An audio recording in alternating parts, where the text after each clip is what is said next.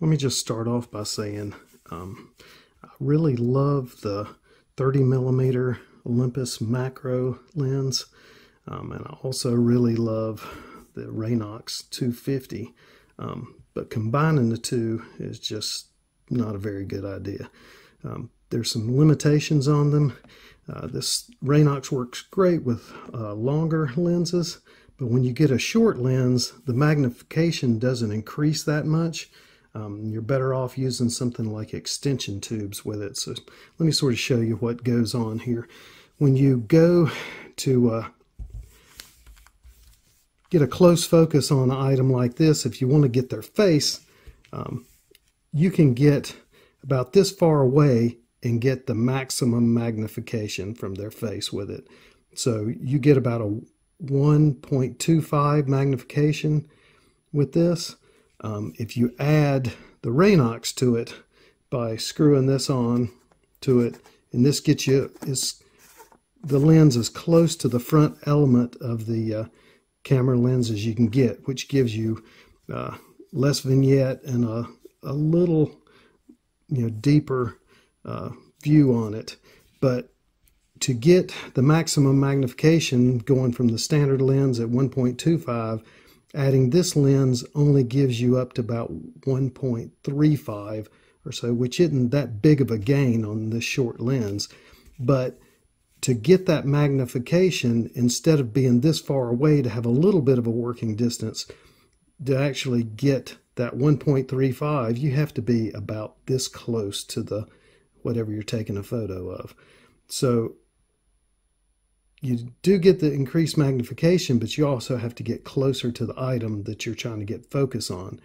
This pretty much, as you can probably see, causes a shadow on the item. And even with a flash or using a something like this, it gives it a flash hood to sort of spread the light out, or even a big hooded type macro cover. You're still going to be too close to it. In super bright lights, you can get that extra reach, but when you add this lens to it, it degrades the quality. It doesn't degrade it a lot, but just ever so slightly it'll degrade it, because anytime you put something on front of a camera lens, no matter how good the optics are, you're still going to lose a little bit of the quality on it. So you can get the same magnification by keeping your distance here and just slightly cropping in, and you actually come out with a better image quality than you do adding this adapter to it. With a longer lens, that works great, but with this short focal range of 30mm, just the minute gains, you lose so much in light, and the clarity of adding the lens on it is not worth it. You're better off with just the lens itself and slightly cropping in, and you come up with a little bit better image quality. Now, to get a little more working distance, a little more magnification, you can add something like a electronic extension tubes with it, instead of a standard extension tubes that won't operate the aperture on the lens.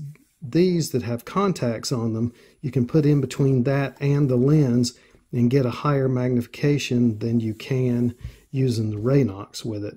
And you still keep your autofocus, which may be slowed down slightly, but you still keep that autofocus.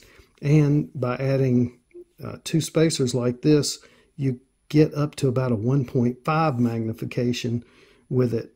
And these are actually cheaper to buy in a set, somewhere under 30 versus 80 for the Raynox. And you get a longer working distance. You actually increase your working distance with using those extension tubes. You can get more magnification, a little more distance here, and then your flash will come into play better and light up what you're trying to take a photo of. So instead of using the Raynox with the 30mm macro, I suggest using extension tubes if you're wanting to get a little bit more magnification, or just ditch the Raynox itself. But I love this since it's so small, and you can get a little better magnification than you can the 60mm Olympus. And I love the Raynox with the 60mm or longer lenses, something like a 40 to 150, you've got adjustment on that, and the further out you get, the more magnification the Raynox adds, whereas the shorter focal length, the 30mm, you hardly get any gain with it. So if you're going to use one or the other, fine, but just don't use the two together. You're just better off with it by itself on it. So that's pretty much my take on that. Both are great products. I'll put links to them below, but I would, and also the extension tubes, which actually work better with this lens. I'll put those in the description below, and please like and subscribe. Thanks.